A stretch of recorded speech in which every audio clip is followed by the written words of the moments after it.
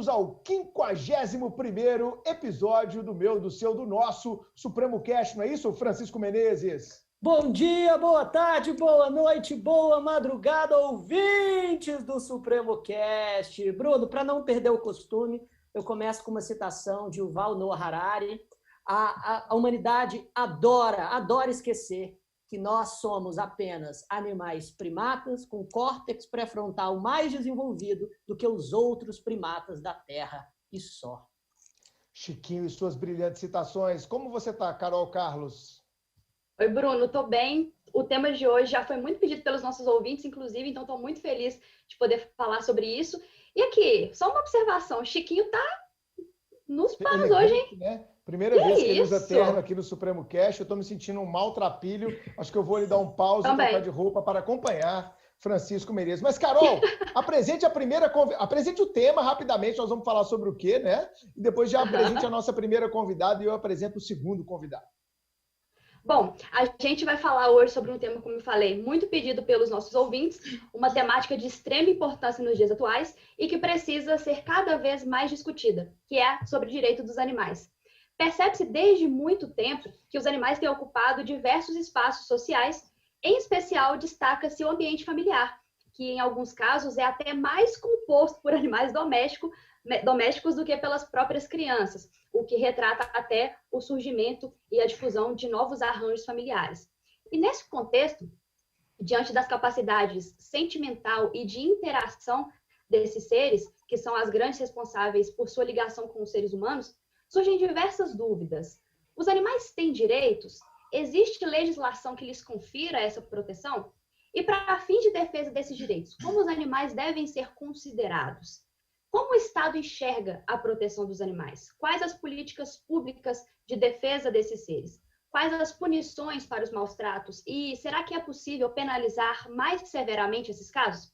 E, para discutir os direitos dos animais e sanar todos esses questionamentos, convidamos duas pessoas muito especiais e eu começo apresentando a Caroline Amorim, que foi minha professora na graduação, tive a honra de estudar com ela, uma mulher, uma profissional extremamente iluminada, todo mundo da faculdade gostava muito dela, ela torna um ambiente mais alegre, mais divertido. E, Carol, seja muito bem-vinda.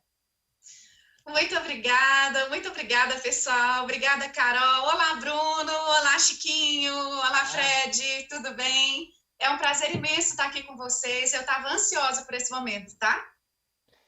Bem-vinda, professora Caroline. É uma honra para a gente ter uma pessoa tão gabaritada para falar de direitos dos animais. E o nosso segundo convidado, ele está aqui presente pela primeira vez no Supremo Cast. A gente traz um político, e é um político da nova geração, um batalhador. Já teve a confiança de um voto meu, aqui confesso, o deputado federal Fred Costa. Seja muito bem-vindo, Fred, ao Supremo Cast. É uma honra para a gente ter você aqui, meu amigo. Prazer, Bruno, estar participando com vocês. Uma honra ser o primeiro político. Me faz ainda ficar muito feliz, orgulhoso e demonstra que nós estamos no caminho certo e ainda participar de um debate com um tema que faz parte do meu coração, da minha vida, que é a proteção dos animais, ainda nos entusiasma mais. Quero também cumprimentar todas as pessoas que estão nos assistindo, a Carolina Amorim, a Caroline Carlos e o Francisco Menezes. Obrigado pela oportunidade. Obrigado, Fred. Obrigado ao meu amigo Marcinho, que trabalha junto com o Fred e viabilizou a presença do nobre deputado federal, que aqui nós chamaremos apenas de Fred, sem formalismos, como é a cara do Supremo Cast. Mas, Carol, eu vi que você fez uma pauta muito bem feita e eu quero passar a palavra para a gente já fazer a primeira pergunta aos nossos convidados. É com você, Carol. Bom, para a gente iniciar, é importante fazer um panorama geral do direito animal para que o nosso ouvinte se situe de forma mais didática. Então, no que consiste o direito animal? Se vocês pudessem conceituá-lo, qual seria a sua definição? Carol, depois o Fred pode complementar aí com a sua experiência também. Bem, o direito animal é um ramo completamente novo, né? Se a gente for pensar bem sobre a questão das expectativas e das construções de norma jurídica, ele vem sendo mais evidenciado atualmente, até mesmo por umas questões de comportamento e conduta social, convivência, esclarecimento, mas é importante a gente salientar aqui a diferença e o destaque que a gente quer dar ao direito animal, porque tanto na graduação, quando a gente vai olhar a questão de legislações e livros, doutrinas, o direito animal está muito atrelado ao direito ambiental, né? E as pessoas costumam falar sobre direito ambiental, dentro do direito ambiental, uma parte específica sobre direitos dos animais, né? O primeiro ponto aqui a esclarecer, na verdade, além de trazer esse despertar de consciência com o que a gente vai discutir aqui, é de que o direito animal, a gente não está falando sobre direitos animais, mas o direito animal como uma disciplina autônoma do direito ambiental, para a gente poder trabalhar o animal enquanto indivíduo. Então, a grande diferença da gente enxergar o direito animal como fauna, flora, dentro do direito ambiental, é trazer justamente essa necessidade da descoisificação, da identidade, da individualidade desse ser que sente, sofre, prescinde e que, na verdade, carrega um cunho de vulnerabilidade muito grande. Então, a gente precisa mesmo, dentro dessas perspectivas, aí, pegando o gancho do que o Chiquinho falou aí já de início, no iniciozinho da nossa discussão, de que, na verdade, existem algumas diferenças, que a gente não tem como negar, mas, na verdade, o direito animal ele trata muito sobre semelhanças de interesses, né? Iguais, de fato, nem nós humanos somos. Então, o direito animal carrega essa questão aí, que é a questão de individualizar, literalmente, o animal não humano e trazer para ele a tutela jurídica que ele merece. Excelente. Fred, como é que é hoje, cara, você que está lá no Congresso Nacional, a legislação de proteção aos animais que a gente tem hoje? Eu sei que você tem se dedicado, desde o seu mandato de vereador, do seu mandato de deputado estadual e agora como deputado federal, grande parte da sua jornada à atenção legislativa desse tema, né? Eu sei que você é um entusiasta, um militante do direito dos animais hoje. Como é que você vê a legislação como legislador que hoje você é, né? Bruno, eu vou fazer aqui até uma separação, mas que é fundamental, falando aqui como protetor e como legislador. Para nós protetores, o grande desafio é fazer, corroborando com as palavras da doutora Carol, desvincular a lei de crimes ambientais para algo mais específico para os animais, como, por exemplo, nós entendemos e temos convicção que os animais sentem. Então, é um desafio quebrar o paradigma que os animais não são coisa, mas têm sentimentos. Outro grande desafio é, por estar inserido na lei de crimes ambientais, nós entendemos que a atual legislação criminal é uma legislação insuficiente da impunidade. Então, quando a doutora fala aqui da desvinculação, é algo fundamental para nós, protetores, que nós tenhamos legislação específica, como, por exemplo, os animais silvestres, os animais domésticos, e não com a atual caracterização que deixa muito a desejar. Vocês são do ramo do direito, eu fui um estudante medíocre de direito,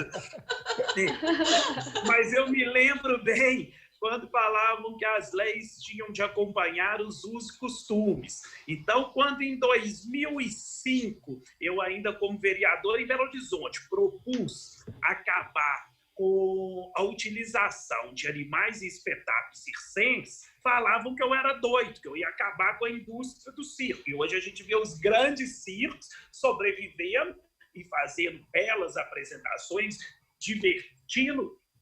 Desculpa, uma pessoa me ligou, divertindo as pessoas sem a utilização de animais. Logo, trazendo para o nosso debate, é fundamental que a legislação possa acompanhar os usos e costumes. Hoje as pessoas clamam, e a gente percebe isso através das redes sociais, por legislação específica de proteção aos animais, defendendo sim o bem-estar dos animais. Perfeito. Chico? Sim. Pois bem.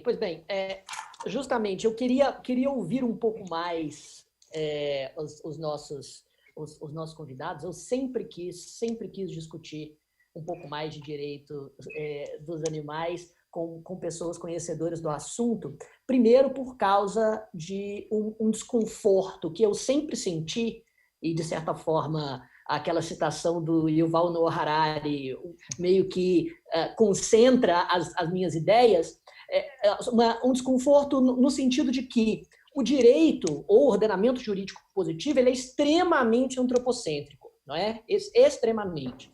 E os animais sempre foram tidos muito mais como um desdobramento dos instrumentos de bem-estar do homem. E sempre foram vistos por aquilo que eles podem nos proporcionar, não só em termos de alimento, como também em termos de trabalho, de conforto e também de senso estético.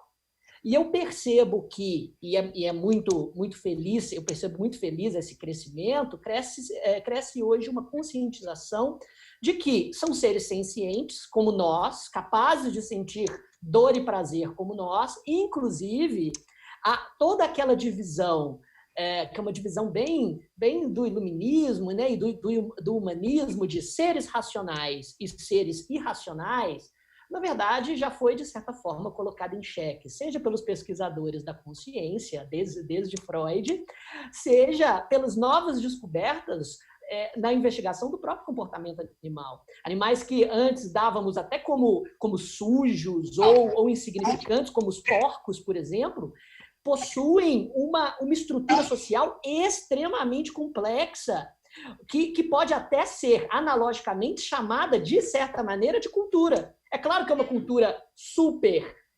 subdesenvolvida em comparação à nós, porque, obviamente, nós temos um córtex pré-frontal mais desenvolvido do que eles. Óbvio. Agora, queria ouvir mais sobre isso, porque, ao mesmo tempo que eu vejo o crescimento de toda essa conscientização de que o animal merece proteção por si só e não como um mero desdobramento de um senso de segurança e bem-estar do homem, ao mesmo tempo eu vejo toda essa demanda atrelada ainda, de certa maneira, a um certo senso estético ou a um senso de antropomorfização dos próprios animais. No sentido de que, quando se pensa na proteção animal, pensa-se na proteção de um ser que, de certa forma, é uma extensão da sua própria família. Mas, para citar um outro pensador da humanidade, Schopenhauer, ele dizia, o que ele dizia exatamente era, mate um rato, que você será considerado um herói. Mate uma borboleta, e você será considerado um vilão. Justamente porque a ética no campo da proteção animal sempre teve senso estético, sempre foi fundamentada ou pela beleza ou pela antropomorfização de determinados animais. Eu ficaria muito feliz se a nossa discussão também passasse pela análise dessas críticas. Perfeito. Chiquinho, em adição ao que você disse, vale lembrar, né, cara, que o direito é uma antropotécnica, ou seja, é uma técnica destinada à regulação dos problemas do homem.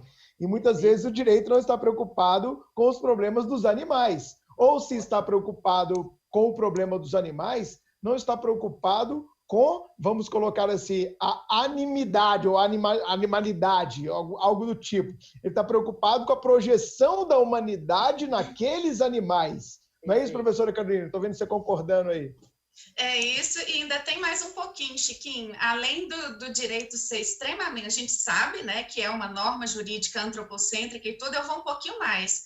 Por vezes a gente percebe que o direito é extremamente narcísico. Vocês já pararam para pensar nisso? Nossa. Quanto o direito é narcísico, né? E tomando o homem como a medida de todas as coisas para a construção da norma jurídica, literalmente a gente se coloca nesse lugar de superioridade mesmo. E o mais interessante é a gente começar a perceber ou a conhecer a construção da própria história e da própria civilização, a história da humanidade e tudo mais, porque nós não começamos a viver em sociedade em função da nossa grandeza. Nós começamos a viver em sociedade em função da nossa fraqueza. Dentro daquelas, né, da situação natural de selva e tudo mais, aquele bichinho peludinho que ficava escondido lá no fundo da caverna, descobriu que se tivesse mais um bichinho junto com ele sobreviveria mais tempo, ou ele conseguiria pelo menos manter, né, a sua história e continuar perpetuando aí a sua espécie, em função não da sua grandeza mesmo não, mas em função da nossa fraqueza. A gente não vive em sociedade porque a gente se ama, isso é historicamente comprovado, na verdade, né? Agora, a nossa relação com os animais, a relação entre humanos e não humanos, ela é bem mais antiga do que a gente pode imaginar, né? E a questão da gente se colocar, né, dentro dessa condição de superioridade em função de características que são características de descoberta humana, de ciência humana, de pensamento humano, justamente em função do desenvolvimento dessa razão e tudo mais, nos causa muita estranheza hoje parar para pensar que esses seres tão evoluídos e tão racionais nunca tinham parado para poder pensar o direito para além da pessoa humana, né? O direito e o outro é uma discussão que, na verdade, a gente precisa trazer para a pauta, porque isso é muito complicado, até mesmo não culpo, acho que não culpo, não tem como a gente culpar as pessoas, o nosso contexto, não tem como a gente culpar todas essas conceituações, tanto de reconhecimento de moralidade, de reconhecimento de inclusão de contextos e tudo mais, porque isso tudo é flutuante de acordo com cada povo e cada momento da história. Mas então está no momento exato da gente começar a trazer os esclarecimentos necessários, parar de falar em achismo, porque direito animal, por muitas vezes as pessoas começavam assim, mas você é uma perua muito desocupada, Carol, porque tanta gente aí passando fome, tantas outras coisas importantes para discutir, você vai querer falar sobre direito animal.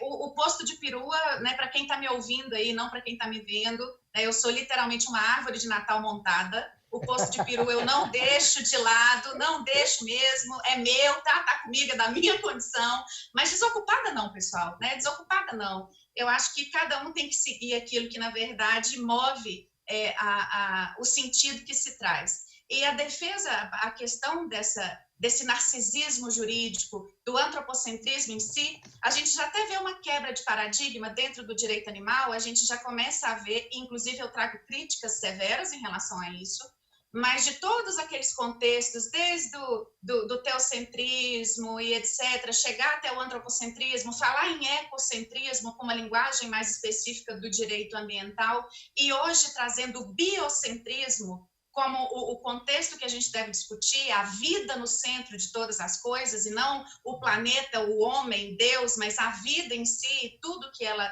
carrega de importante, isso, na verdade, até mesmo em função do que o Bruno falou, é um gancho muito importante para a gente começar a discutir. Por quê? Será que a gente está realmente falando em biocentrismo, extensão de direito para os animais não humanos, extensão de direitos para inúmeras outras coisas, né? Inúmeras outras situações ou inúmeras outras coisas juridicamente chamadas, mas que carregam vidas, em função de uma perspectiva de alteridade mesmo, ou com receio de sermos algozes de nós mesmos nessa construção? Porque é foda, né, gente? Ó, Bruno, você falou que podia falar palavrão. Pode, aqui palavrão está liberado. Aqui Pois a Carol sabe que a minha boca é bem suja, né? A Carol sabe que a minha boca é bem suja. Então, assim, é foda, velho. Você ficar vendo né, a hipocrisia por trás daquilo que a gente carrega bandeiras, né? Diferente do trabalho do Fred, que a gente vê assim, no corpo, na alma, na voz, no olhar, na disposição, no trabalho que ele desenvolve, o interesse efetivo, né? Inclusive antes do modismo aparecer, ele já trabalhava com isso, inclusive.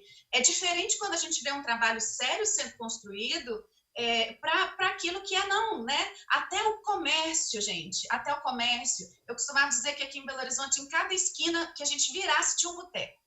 Hoje, em Belo Horizonte, em cada esquina que a gente vira, tem um pet shop, vocês já perceberam?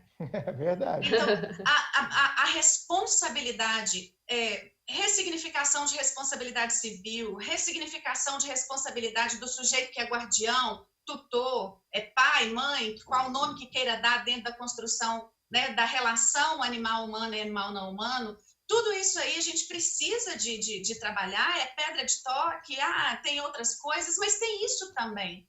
Então, a gente precisa trabalhar isso, a gente precisa falar isso, e essa condição de racionalidade da nossa construção, né, isso aí, na verdade, causaria mais estranheza se a gente não utilizasse da razão para poder estender aquilo que, na verdade, a gente percebe que é antropocêntrico e narcísico, porque a gente tem condição de raciocinar para entender isso aí, para poder alcançar outras coisas, e não num sentido de extensão de dignidade da própria vida humana, não, mas com a intenção de fazer o direito atingir o outro mesmo. Né? Vamos fazer um microsistema de direito animal? É muita coisa, descoisifica o animal aí, aí vai virar uma bagunça. Vai virar uma bagunça não, queridão, vai te dar trabalho. Né? Nós vamos ter que pensar, cada ramo do direito, estabelecer uma forma de trazer as respostas que vão aparecer, as demandas que vão aparecer, e é isso que o Fred falou mesmo. A sociedade, na verdade, eu costumo dizer dentro de sala de aula que a sociedade, ela é uma BMW em disparada, né?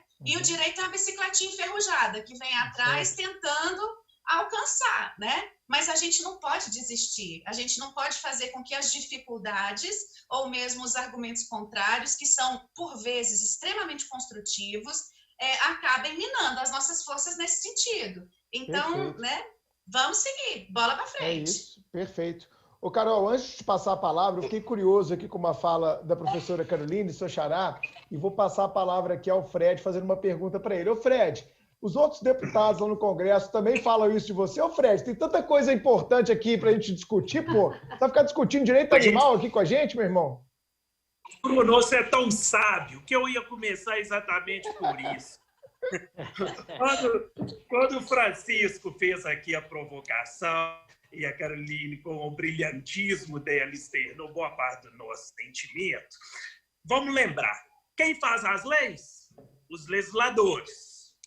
E hoje eu estou lá com os 513 deputados federais, 81 senadores. O que é o mandato? É representativo político. Então, tem representação de todos os segmentos da sociedade, de time de futebol, de região, enfim, a pluralidade que forma a nossa sociedade. Mas representação daqueles que não têm voz, se não tem, inclusive, título de eleitor. Então, hoje, no Congresso Nacional, nós somos apenas 2 que temos essa bandeira como bandeira prioritária. Então, nós temos que entender que nós somos minoria. E aí são duas perguntas que me fazem de forma recorrente, no mesmo sentido que a Caroline falou. Você não tem mais que preocupar com os animais?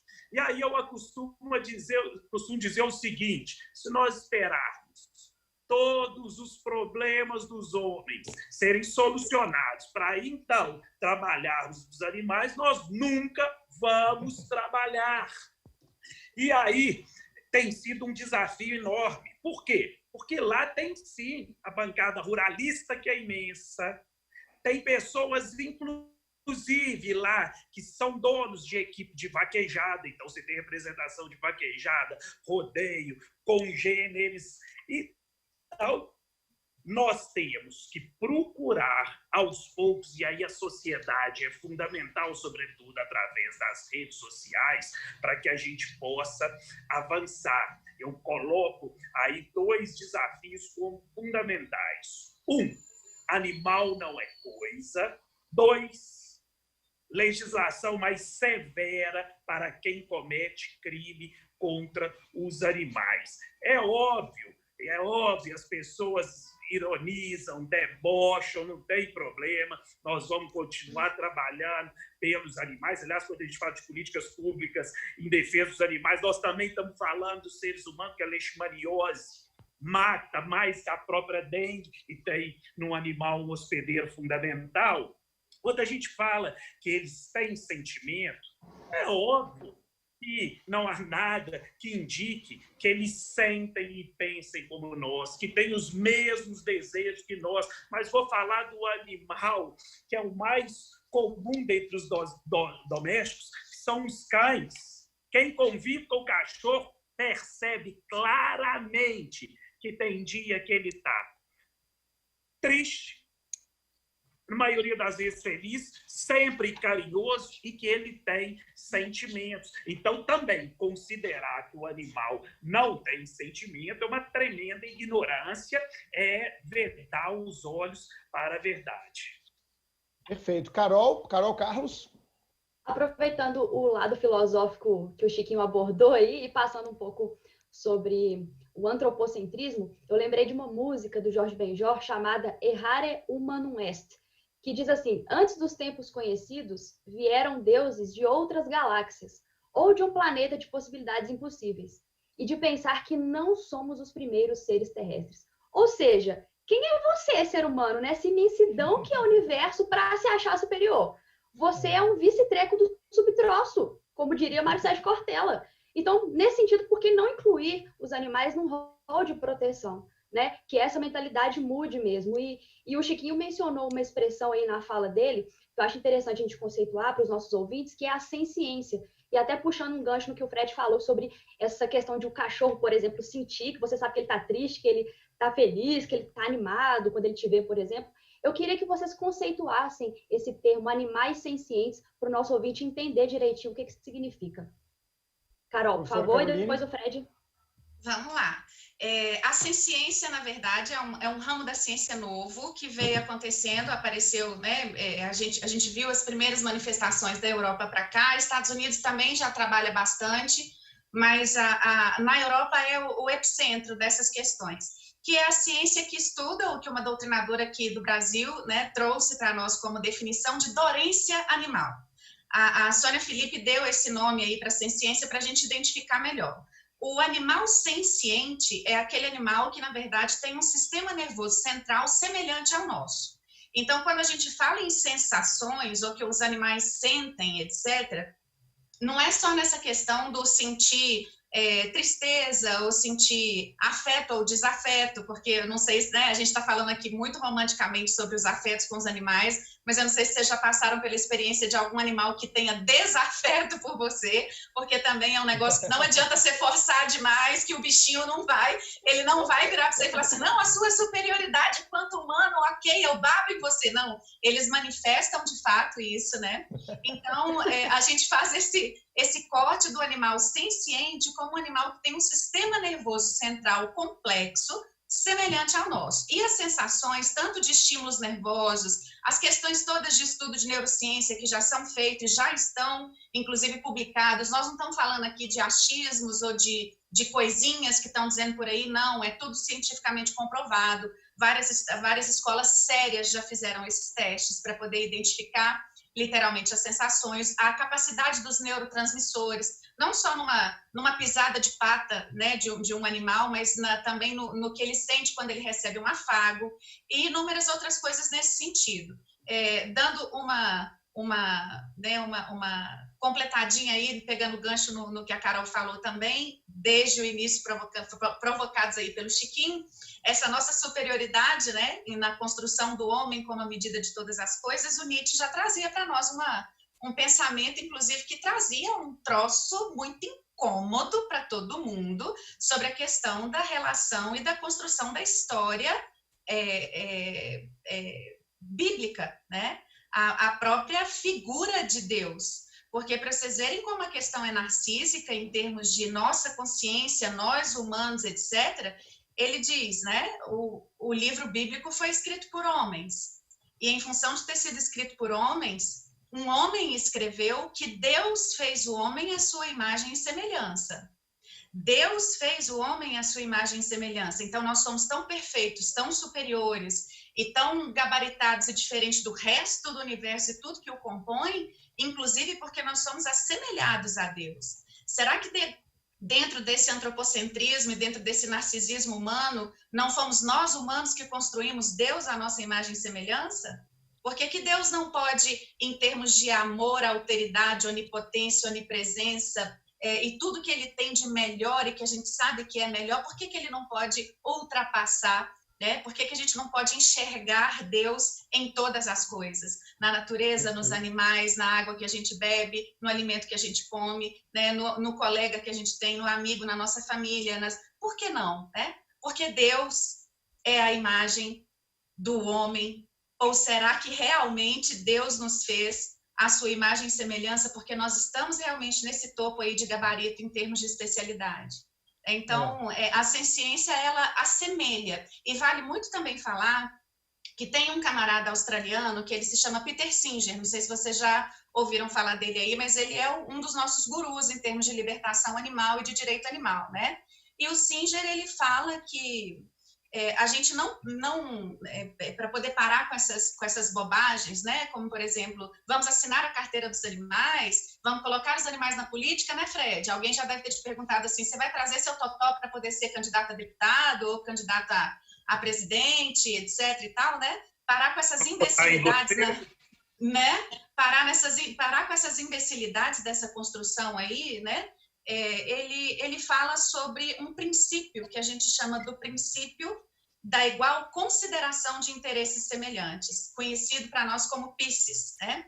E o Singer, ele fala que, na verdade, a gente não está falando de direitos iguais. E para nós juristas, essa questão de igualdade formal e igualdade material já rendeu tanto pano para manga, né?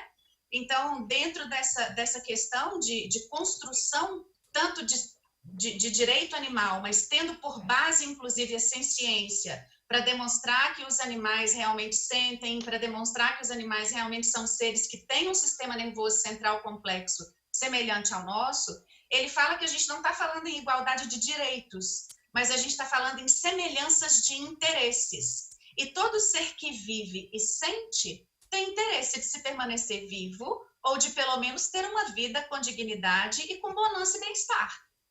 Então, a gente tem que começar a levar para as pessoas a fundamentação clara, né, dessas construções, para elas começarem a entender que direito animal não é uma balela nem um capricho de uma perua desocupada. Né? Excelente. Para falar dessa ciência, eu posso dar o exemplo dessa semana. Chico, Fred, Carol, a minha cadelinha, né, que é a Bardot, eu tenho um casal de Border Collie, né, aqui em casa. E a Bardot, que bomba aí no Instagram, ela é linda, a Bardot tá no cio, sabe, Fred? E o Jagger, cara, que é meu cachorro, ele tá sem comer, cara, há 6 dias, ele não bebe água, ele tá emagrecendo. Você vê, o poder da fêmea sobre o macho é uma coisa... É maluco, cara. Ele tá deprimido porque eu não deixo ele cruzar, então ele fica lá chorando o dia inteiro. Quando você solta ele um pouquinho, ele vai no canil dela, ele fica cheirando, ele fica deitado do lado, ele fica correndo em volta. Como é que esse cara não sente? Você olha aquilo dali e você fala, cara, é isso que acontece, cara. Não, eu vou te indicar, nós temos que levar os dois para castração, viu? É fundamental para o bem-estar animal. Na terça-feira que vem, a minha filha, que pertence a uma ONG animal, viu, Carol? A Ana, minha filha, ela pertence a uma ONG de proteção aqui de BH, até esqueci o nome agora, mas ela é militante lá, viu, Fred? Você vai ficar orgulhoso da minha filha, e ela vai levar para castrar na terça-feira que vem. Esse acho que é o 2º ou 3º cio dela, e a gente estava naquela dúvida, que é uma dúvida de proprietário de cachorro, né? Ou de dono, ou de pai, como vocês queiram chamar. Vamos deixar cruzar ou não vamos? Vai dar filhotes maravilhosos, mas aí minha filha, não, mas tem a questão do abandono, vamos adotar, vamos incentivar a adoção, não vamos vender. Então tem toda essa questão aqui em casa, é muito bem construída, viu, Fred? Que bom.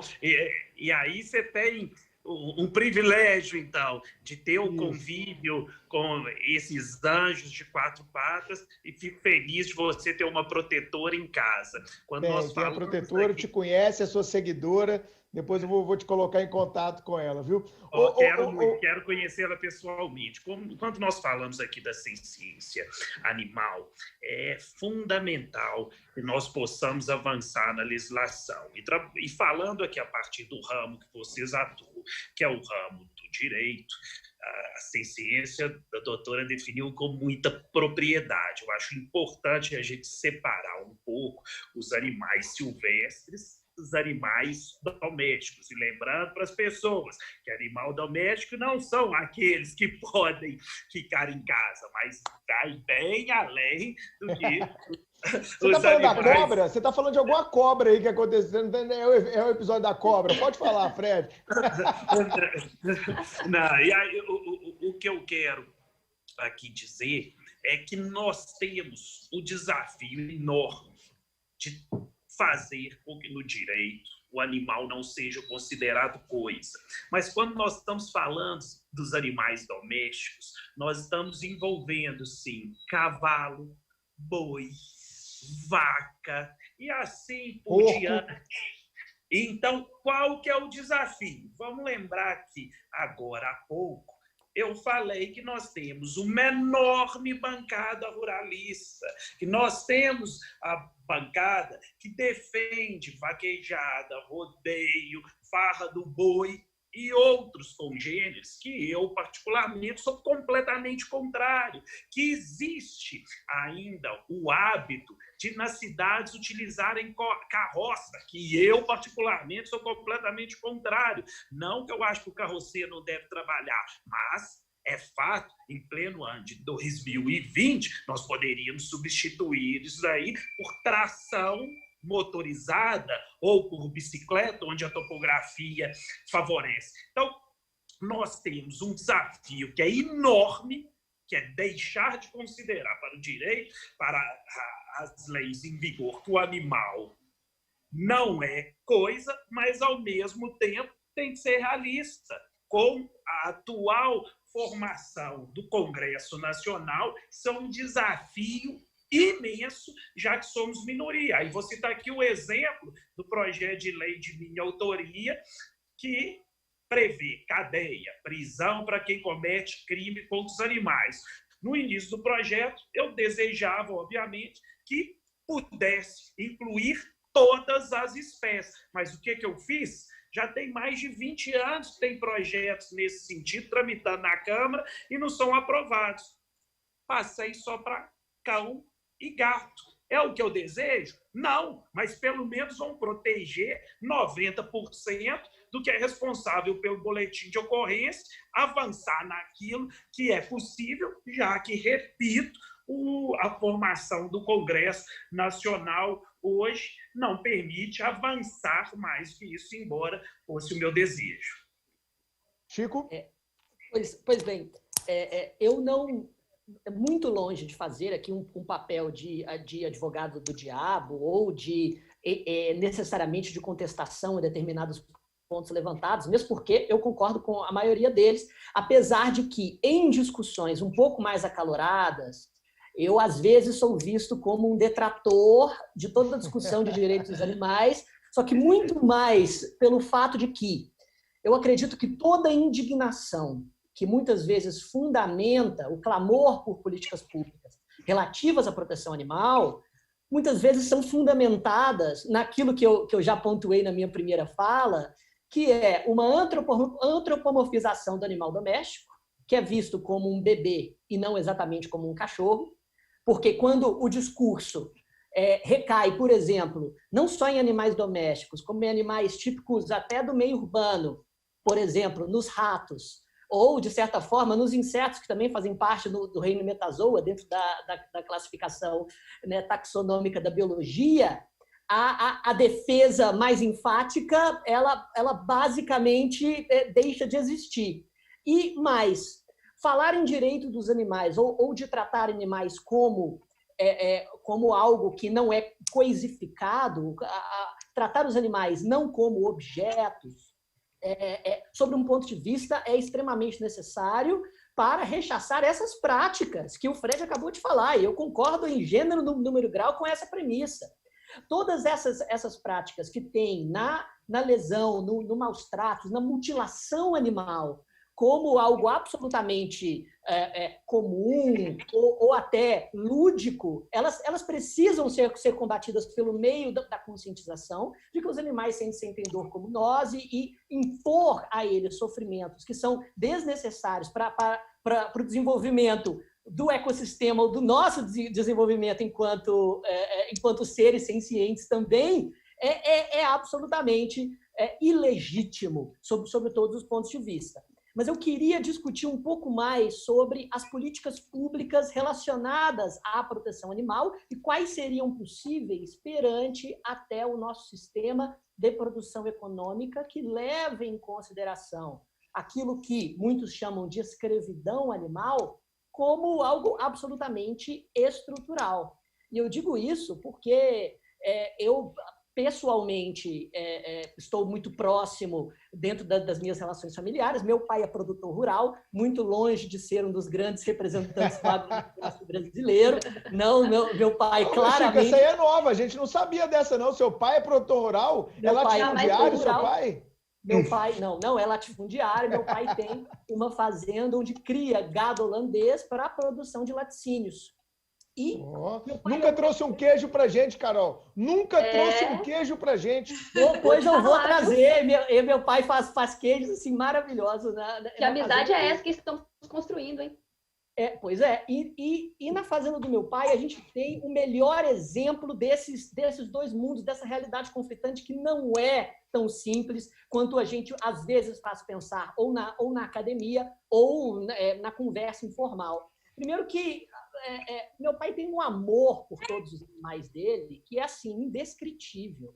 Quando uma das vacas ficam doentes, não como instrumento de produção, mas como seres que ele Parceiras tem... de trabalho. Parceiras de trabalho, perfeito. Ele passa a madrugada acordado, preocupado, junto, e faz tudo o que é necessário dentro da instrumentalização e que a realidade econômica do produtor rural lhe permite, para dar conforto que não só incentive a produção, como também que melhora a existência delas dentro desse contexto de parceria do ecossistema que ele cria na fazenda. Porém, quem conhece a produção de gado holandês sabe que é absolutamente impossível, sob o ponto de vista econômico, manter os machos nascidos da produção. Primeiro, que o gado holandês é extremamente caro quanto à manutenção das suas necessidades biológicas. Segundo, que o boi, obviamente, é improdutivo e descarnado, então ele não serve nem mesmo para engorda, para o corte. Então, eu vejo no meu pai alguém de extremo amor pelas suas parceiras de trabalho, mas quando nasce um macho, o que é feito? O boizinho, o bezerrinho, é colocado em um carro de mão, é levado na mesma hora para um celeiro, abatido e transformado em linguiça. E assim, de imediato, isso acontece em muito perto de 100% das fazendas que criam gado próprio para leite no Brasil e no mundo. E por quê? Porque as realidades econômicas da produção não permitem que o produtor dê qualquer outra destinação ao macho. Caso contrário, as contas simplesmente não batem. Então, a proteção animal vai sempre esbarrar nessa realidade econômica no qual a escravidão animal, ela é, de certa maneira, uma engrenagem tão estrutural da nossa produção alimentar e, de certa forma, da produção rural como um todo, que eu estou muito curioso para saber quais são as políticas públicas que efetivamente podem levar à proteção animal. Professora Caroline? Então, Chiquinho, eu vou deixar a resposta das políticas públicas para o Fred, para ele dar o ponto dele, mas eu quero aqui te explicar algumas coisas que talvez confortem um pouco esse seu desconforto, tá? Inclusive te convertendo... Traga paz para esse coraçãozinho para essa angustiado. alma, exatamente, para essa alma tão, perdida no meio de toda essa confusão de sentimentos aqui. Já te convertendo também para o direito animal, viu, Chiquinho? Porque a fala é extremamente sedutora e não tem jeito de correr dela, não. Então, nós temos 2 pontos aqui para tratar. Primeiro, que é a adequação e o lugar que a gente se coloca dentro do estudo do direito animal. O direito animal ele tem 3 correntes diferentes, uma delas que é a corrente utilitarista, a outra que é a corrente bem-estarista e a outra que é a corrente abolicionista. Então, dentro dessas correntes, nós que estudamos o direito animal, a gente se aloca de acordo com o pensamento que a gente mais se adequa dentro da situação. O utilitarismo, eu não preciso dar uma aula de utilitarismo para você aqui, porque todo mundo já disse que você é o nerd da bagaça, então eu não preciso de explicar para você do que se trata. Mas o utilitarismo clássico, no que se refere aos animais, ele não é satisfatório, porque senão a gente pegaria aquela ideia de Descartes de falar que, na verdade, o grunhido de um cachorro é a mesma coisa que um tic-tac de um relógio, e não é bem por aí, né? Pois é, não é bem por aí. Então, a gente pega esse utilitarismo aí, dá uma pitadinha de Peter Singer, de Tom Regan neles aí, para poder chamar esse utilitarismo, dar uma ressignificação para esse utilitarismo, e a gente chama esse utilitarismo de utilitarismo preferencial. porque ele envolve os interesses semelhantes em relação às várias espécies que existem e a gente busca tutela jurídica. Inclusive, essa é uma das correntes que eu sigo, inclusive, tá? Só para deixar claro aqui. A bem-estarista, ela envolve literalmente essa ideia de, enquanto vida, que o animal tenha todas as questões de bem-estar, cuidado, que nem o seu pai faz com as colegas de trabalho dele, né? Dá o bem-estar, dá o cuidado necessário, tudo mais, etc. E a corrente abolicionista é aquela que literalmente busca, você utilizou aí a palavra escravidão animal, né? Essa palavra escravidão animal, ela é utilizada por essa corrente abolicionista, que é a mais extrema de todos nós, tá? Em algumas coisas eu pactuo do pensamento deles, em várias coisas eu mesclo com os bem-estaristas, mas na minha perspectiva, em tudo que eu pude estudar para o contexto normativo hoje, né, políticas públicas, contexto normativo, descoisificação de animal, fenômeno mundial da descoisificação animal e os ajustes necessários para esse microsistema animal, a primeira coisa que nós temos que fazer, quando a gente pensa em descoisificar um bicho, é pensar em dar para ele uma outra natureza jurídica, já que o direito gosta dessas bobagens, né? Então, a descoisificação animal vai acarretar o quê? Já que a gente tem que dar nome para tudo, né? E já digo para vocês que personalidade sui generis, direito sui generis, eu morro de preguiça disso, porque normalmente a gente enfia um sui generis no direito aí, quando a gente não tem absolutamente quase nada para falar em troca, né? Então, esse troço de sui generis aí, a gente larga para lá e a gente tem que trazer uma construção normativa ou uma fundamentação teórica mais eficaz. Então, dentro de todas as possibilidades de status jurídicos para os animais descoisificados, aparecem aí sujeitos de direito, aparecem sujeitos... pessoas sui generis, né? O animal personificado, mas uma pessoa sui generis. Aparece o sujeito objeto, que também é um status jurídico que a gente já conhece e que trabalha muito aí, mas já trazendo para você que, na verdade, a mistureba é tão grande e tão antiga que em 1386, por exemplo, uma porca francesa foi levada a julgamento em função da morte de uma criança. E foi uma morte culposa, tá? Não foi um acidente doméstico. E ela foi levada literalmente a julgamento, né? Então, assim, outras coisas mais, outras histórias que a gente já viu aí, que a gente vê dentro do estudo do relato do direito animal. Para trazer uma resposta juridicamente mais fundamentada para a sua inquietação, e para a construção desse microsistema de direito animal, na minha concepção, tá? Porque até dentro do próprio IAA, que é o Instituto Abolicionista, que eu faço parte, e todos os outros grupos de estudo de direito animal que eu faço parte e tudo mais, em alguns momentos o pessoal me olha como especista. O que significa isso? Que nem o Fred disse aí, para dar um passo de cada vez, ele teve que fazer uma classificação e uma escolha em relação a determinados animais, para poder chegar dentro do que é possível hoje em termos de contexto socioeconômico e cultural, ter uma aceitabilidade maior, né? Então, eu já fui considerada especista, e especista dentro do direito animal é aquele sujeito que pratica o racismo em relação às espécies, né? Então, se a gente dá uma proteção maior para animais domésticos, em detrimento a animais silvestres e etc., se faz essa categorização, para a corrente abolicionista você é o Exu corporificado, né? O demônio invocado, porque você está no lugar errado, você não é protetor animal, não, você está com alguma ideia trocada aí. Só que, na verdade, quando a gente pensa no utilitarismo preferencial, o meu primeiro questionamento, né, para chegar lá no status jurídico que eu acho mais adequado, meu primeiro questionamento é: será que nós humanos não nos utilizamos para determinadas situações?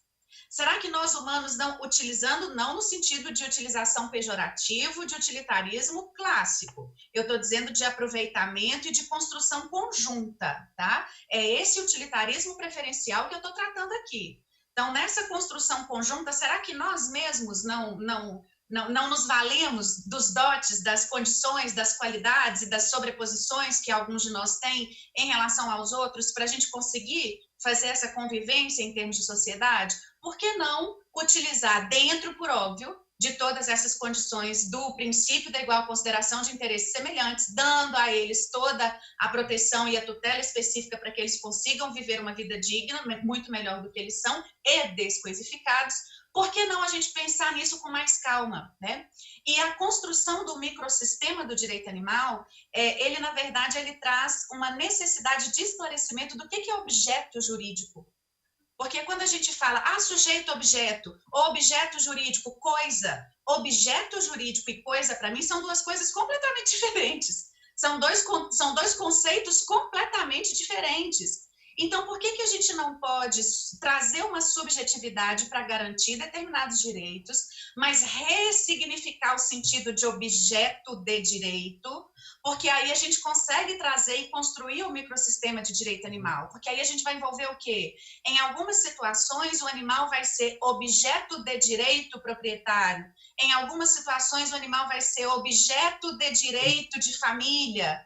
Em algumas situações, o animal vai ser objeto de direito consumerista, de responsabilidade civil, porque não adianta a gente querer colocar uma situação tão complexa dentro de um mesmo saco e querer fechar a boca dele. Não, nós estamos só começando, né? É só a pontinha do iceberg. Então, a gente vai ter que pensar nessa reconstrução aí, para poder entender. E dentro da ideia mais familiarista e dos animais domésticos, eu trago aqui também uma das coisas que eu mais trabalho, que inclusive foi objeto do meu doutorado, objeto do meu pós-doutorado, que é a questão da quiescência do afeto entre humanos e não humanos. Porque é simples, né? A gente simplesmente fazer uma hipocrisia, né? Um posicionamento hipócrita e bem superficial de que a gente está realmente colocando todo mundo dentro do mesmo saco. Não que isso não seja o ideal, que nem o Fred falou. O ideal seria que todos nós pudéssemos literalmente expressar nossas vontades dentro do nosso nível de racionalidade ou de condição de fala, estrutura, de construção de utensílios e tudo mais, né? Que todos nós, animais humanos e não humanos, pudéssemos literalmente manifestar a nossa vontade no nosso sentido de viver.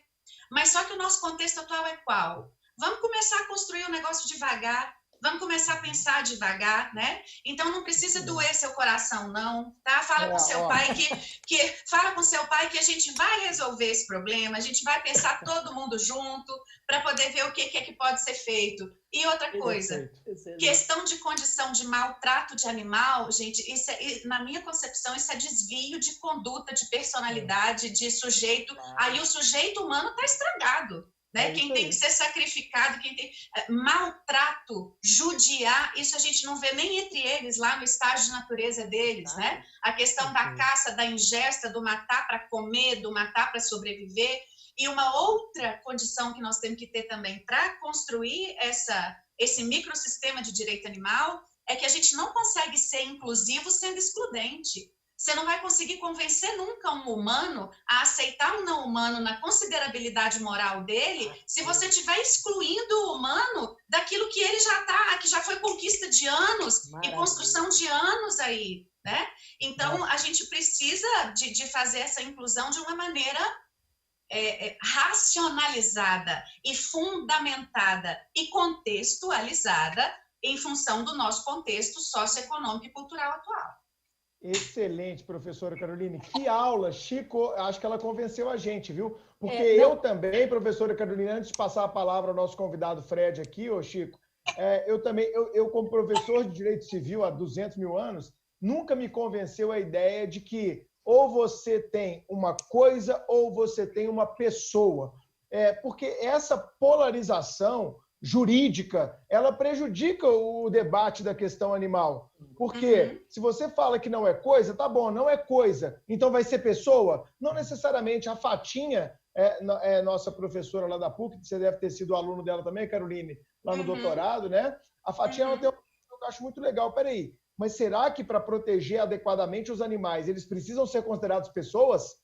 Eles podem ser protegidos de maneira bem adequada por um ordenamento jurídico, independentemente da qualificação enquanto pessoa. Ô, Chico, mas eu preciso passar a palavra aqui ao Fred, cara. Tá? Ótimo. Eu só vou justamente cumprimentar a professora Caroline pela fala sensacional, mesmo porque esse assunto, normalmente, ele é eivado de tanta emoção E muitas vezes, de um discurso que é tão excludente e tão cheio de razão, que transforma automaticamente em assassinos pessoas que não concordam com uma postura revolucionária perante ao trato animal, que essas pessoas transformam o contexto em um debate completamente contraproducente, que só separa a sociedade e faz com que os indivíduos que seriam capazes de enxergar determinados pontos de absoluto razão e interesse não sejam capazes de compreender essa história. Mas isso hoje em dia é tudo, cara. Não é só no debate animal, não, cara. Isso é a sociedade como um todo doente. Concordo plenamente. E, o Fred, cara, passando para você e a palavra, o que você tem visto de política pública? Eu sei que você é um forte crítico desse aspecto, da falta de estruturação aí, muitas vezes, de municípios, de estados, né? E mesmo, não sei, a sua opinião em nível federal. O que você tem visto de política? Não só de legislação propriamente dita, mas de política implementada por Poder Executivo, por secretarias de meio ambiente, de saúde, sei lá o quê. O que você tem visto na prática, cara? E essa visão prática é muito boa para a gente aqui, para centrar o debate. Eu adorei sua fala, quando você colocou, cara, eu não vou conseguir resolver tudo de direito animal, mas se eu resolver a maior parte dos BO, né, para trazer a linguagem policial, já tá bom, que é de cães e gatos, eu estou resolvendo 90%. Excelente. O que você tem visto de política pública, cara? Que primeiro eu também gostaria de externar todo o meu apreço e admiração pela doutora Caroline e quero ter a oportunidade de estar com você pessoalmente. Seguramente estaremos, Fred. Você está colecionando aí mais um fã, viu? Ah, gracinha!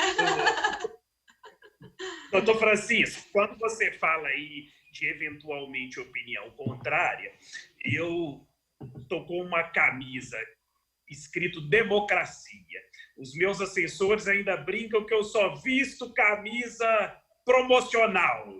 Geralmente é de defesa animal, mas hoje é demonstrando claramente que faz parte da democracia pensarmos diferente. O que briga são as ideias, jamais os homens. E eu, particularmente, sou contrário ao que está vendo, que é essa polarização raivosa no nosso país em diversos temas que não remete à solução. Nós precisamos pacificar. Você falou, e eu digo o seguinte, ninguém é obrigado a amar como eu amo, como a Caroline ama, mas a respeitar. Com relação às políticas públicas, considero extremamente embrionárias. Vou citar primeiro, a nível federal, um exemplo claro. Quando eu cheguei na Câmara dos Deputados, onde estou exercendo o meu primeiro mandato, fui procurar enviar as minhas emendas parlamentares para políticas públicas de defesa e proteção dos animais. Pasmem, vocês só teria a possibilidade de fazer uma única indicação, que é para castramóvel, e assim mesmo para comprar o veículo castramóvel. Lembrando que o caro não é o veículo, mas pagar todos os seus custos, deslocamento, enfim, só tinha então essa rubrica. Foi depois da minha chegada que nós conseguimos incluir no NASF, Núcleo de Apoio à Saúde da Família, o médico veterinário, poder custear com o valor das emendas parlamentares e também, mais recentemente, conseguir a rubrica diretamente poder transferir para a castração. Por que eu falo castração? Que nós temos 3 políticas públicas que são fundamentais: educação, castração e adoção. Então, por que eu faço aquelas provocações na Câmara? Já levei um cachorro pela primeira vez numa sessão para estar dentro do plenário. Aquilo lá gerou o quê?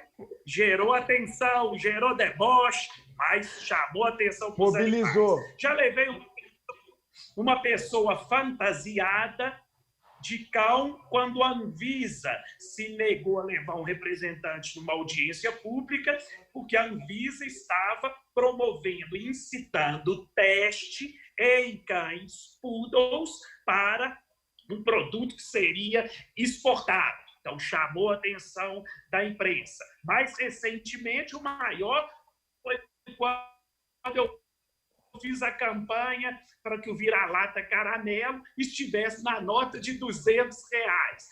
Assinei, viu, Fred? Assinei, viu? Eu assinei. Eu também. Não, e vocês devem ter visto hoje. Hoje, Fred. muito obrigado, que começou a campanha oficial do Banco Central. E quem é o protagonista? O cão caramelo. Essa é a primeira de várias ações que virão. E por que, então, que eu faço todas essas provocações? Faço essas provocações para incitar o fomento de políticas públicas, o olhar para os animais, e que vão desde as políticas públicas, aí perguntado pelo Bruno, até o aprimoramento da legislação. Com relação, então, às políticas públicas. A nível federal, só agora, especial de defesa e proteção dos animais para começar a desenvolver. Vou falar aqui do estado de Minas Gerais, através de emenda parlamentar de minha autoria, 120 cidades receberam recurso agora para começar em parceria com o Ministério Público, para que ele possa ser, inclusive, fiscal, o programa de castração, educação, então, de bem-estar animal, que é o maior do Brasil. Mas, infelizmente, as políticas públicas são incipientes. Por quê? Porque o chefe de executivo, até o presente momento, em sua grande maioria, acha que utilizar com animal é desperdício de dinheiro público. E a sociedade ainda tinha isso enraizado. Agora nós estamos conseguindo mudar essa opinião. Repito, o que foi fundamental para a proteção animal são as redes sociais, melhor dizendo. Eles, através dessa mobilização, nós estamos conseguindo quebrar esses paradigmas. Então, eventualmente, em algum município tem políticas públicas avançadas.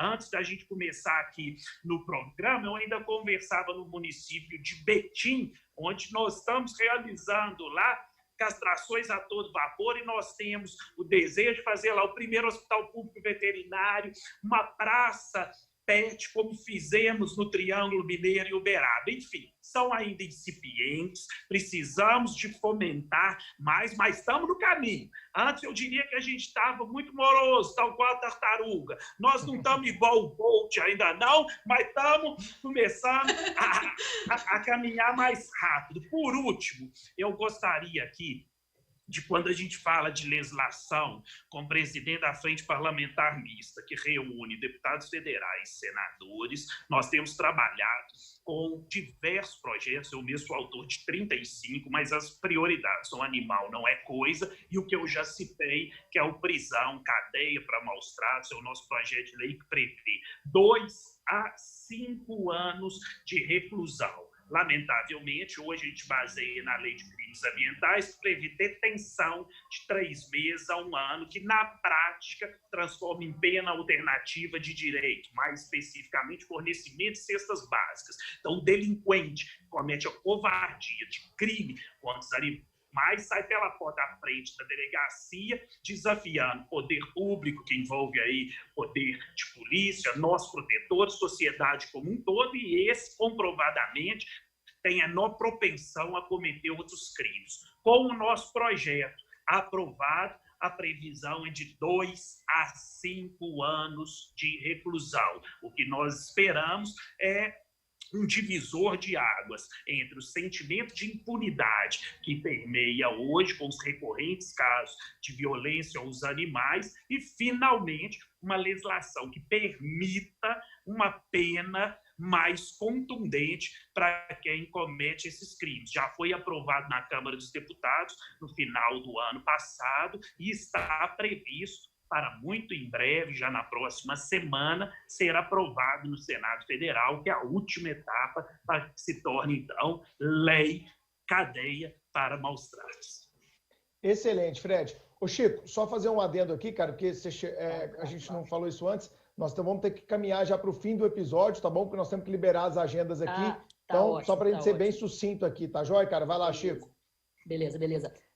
Só pontuando rapidamente o que o Fred disse, eu estou de acordo com quase todas as colocações. Eu acho que a construção de uma conscientização ligada à proteção animal começa justamente com essa frente ampla, e é perfeitamente legítimo que o dinheiro público seja também gasto para trazer um certo conforto animal dentro de uma perspectiva, não é, de conciliação com os nossos interesses, desses nossos parceiros de ecossistema.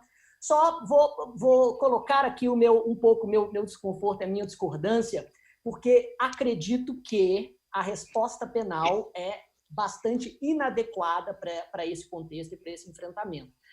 Porque a lei dos nossos crimes ambientais já prevê uma pena para os maus tratos ou a lesão corporal de animal doméstico ou silvestre superior à lesão corporal dolosa contra a pessoa, contanto que a lesão corporal seja leve. Se eu maltrato meu cachorro, eu já estou sujeito a uma pena maior do que quando eu bato no meu vizinho. E isso não faz com que a realidade do respeito ao animal mude. Mesmo porque o sistema carcerário é criminogênico por si só. E trazer um inchaço no nosso processo de encarceramento e de criminalização para a proteção dos animais pode trazer o efeito inverso, tanto na produção e na reprodução da violência criminal que o próprio sistema carcerário leva, como também em um efeito deletério à imagem da própria proteção animal, que pode ser visto por muitos como algo colocado na frente da proteção da própria pessoa. Mesmo porque o aumento da pena para 2 a 5 anos, considerando que não é um delito praticado com violência ou grave ameaça à pessoa, também não impedirá outras medidas, como a substituição de pena, ou o sursi. Só realizará esse impedimento para aquele indivíduo que já é reincidente, enfim, aumentando, de certa maneira, esse campo de criminalização secundária, sem que haja uma pesquisa criminológica que comprovasse a relação de causa e efeito entre essa criminalização e a diminuição dos maus-tratos contra os animais, e acredito que essa relação de causa e efeito não existiria, mas eu reconheço que é um tema mais complexo e que demanda mais pesquisa e discussão democrática. Eu congratulo o Fred por toda a boa vontade de ouvir até argumentos contrários àqueles que ele se posiciona de maneira absolutamente democrática e respeitosa. Muito obrigado. É isso aí. Porque isso é meu dever e minha obrigação. Eu acho que as opiniões divergentes tem que servir para o aprimoramento da nossa opinião e, no meu caso, para que seja levado em consideração, para a gente buscar fazer o melhor para a sociedade. No que tange aí ao aumento da pena, eu vou repetir um pouco do que falei anteriormente. Muito embora você tenha feito analogia aí com o que é praticado pelo ser humano, nós temos que lembrar que o crime contra os animais ele é praticado de diversas formas, desde deixar ele com fome, com sede, até, lamentavelmente, zoofilia. Então, ou alguns crimes que remetem um animal à morte. Então, nós estamos falando de um leque extremamente amplo. E, repito, se a gente for utilizar sempre como norte o homem e os problemas do homem, infelizmente eu nunca vou ter o olhar para os animais, mas faz parte da democracia. Eu quero agradecer muito a todos vocês pela oportunidade, viu? Foi muito bom participar com vocês. Pode falar.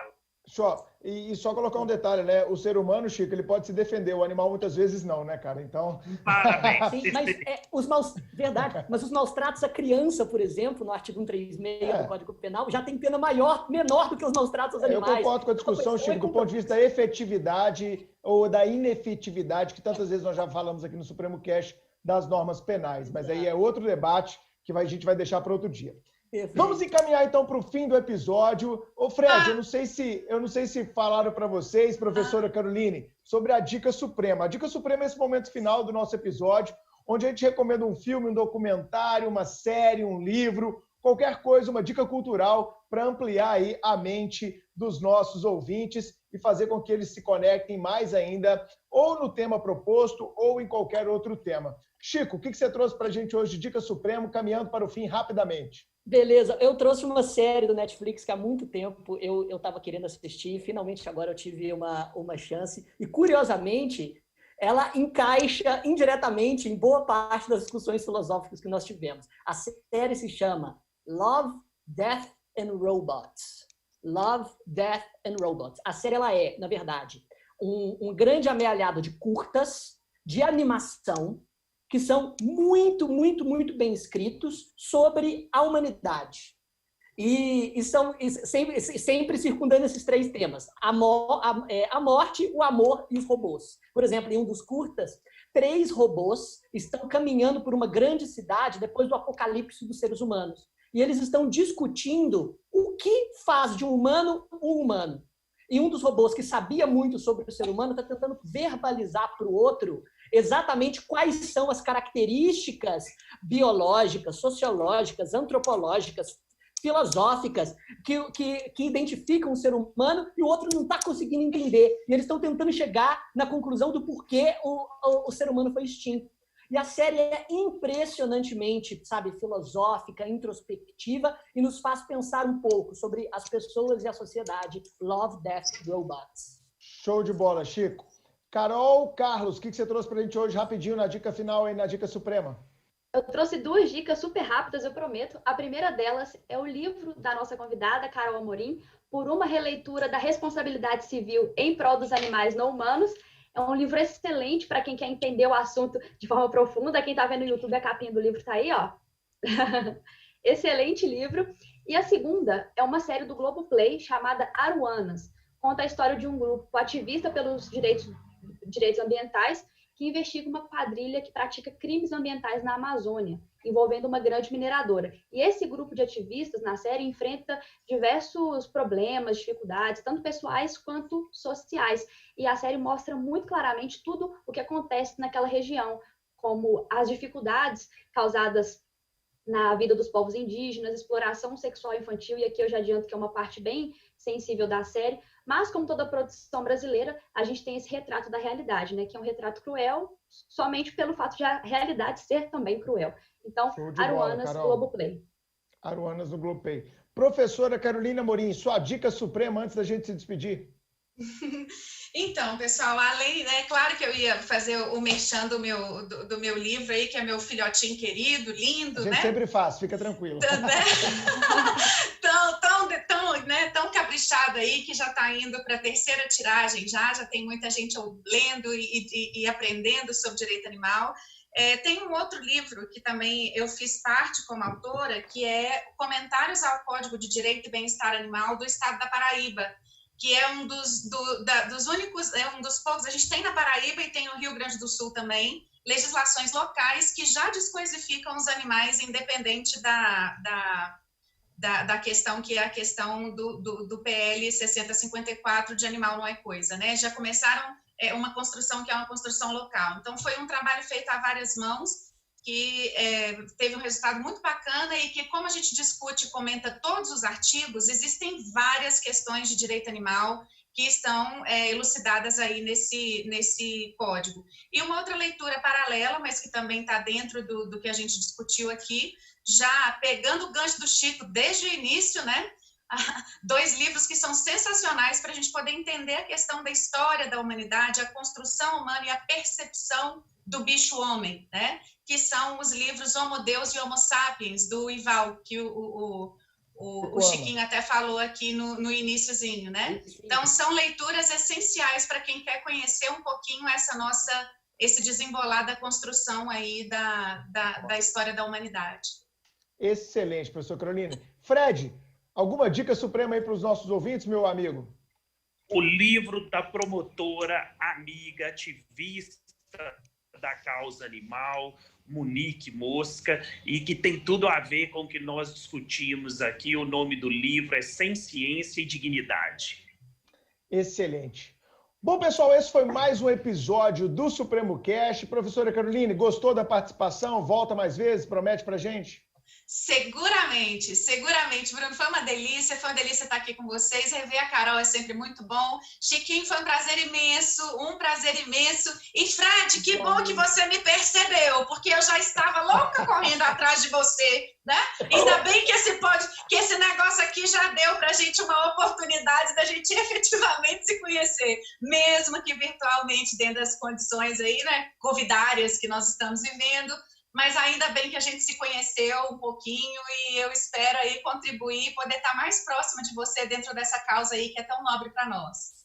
Vai ser uma Fred, é isso aí, ó. Tomou o pito, hein, Fred? Tomou o pito aqui ao vivo aqui no Supremocast, cara. Meu Deus! E olha só, imaginem vocês, tinha uma pérola atrás de mim e eu não... E eu ignorar na joia. Opa! Ô, gente, Tranquilo, desculpa cara. de novo ligação, mas, doutora Caroline, foi uma honra e uma alegria poder participar aqui ao seu lado e quero encontrar com você pessoalmente muito em breve. Doutor Francis, também foi muito bom poder participar desse debate ao seu lado. A outra Carol Carlos, e o meu muito obrigado pela oportunidade, viu, Bruno? Espero participar outras vezes, se Deus quiser. Muito obrigado. A honra foi toda nossa, Fred. Continue lutando aí pela causa animal. Professora Caroline, muito obrigado pela participação de vocês em mais esse episódio do Supremocast. E é isso, Carol e Chico, rapidinho para a gente fechar. Olha, muito obrigado por todas essas informações, por todo esse aprofundamento.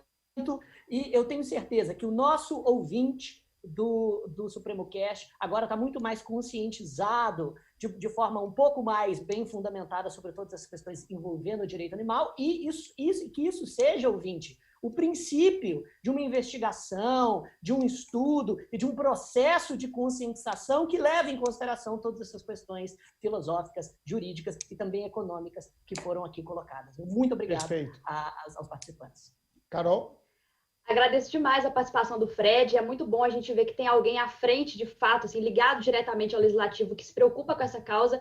E também agradecer a Carol Amorim pela participação. Como eu falei no início, ela é uma pessoa muito querida, muito amada. Além de professora, ela é uma amiga, assim, que faz piada, sabe? Te educa de uma maneira inesquecível. Ela é uma pessoa iluminada e muito feliz de poder conversar com ela também, que, como o Fred, também se preocupa tanto com essa causa tão importante. Obrigada mesmo pela participação. Excelente. Esse foi mais um episódio do Supremocast. A gente agradece. Se você gostou, compartilhe com seus amigos nas redes sociais. Tchau, gente. Até o próximo episódio. Tchau. Tchau. Tchau.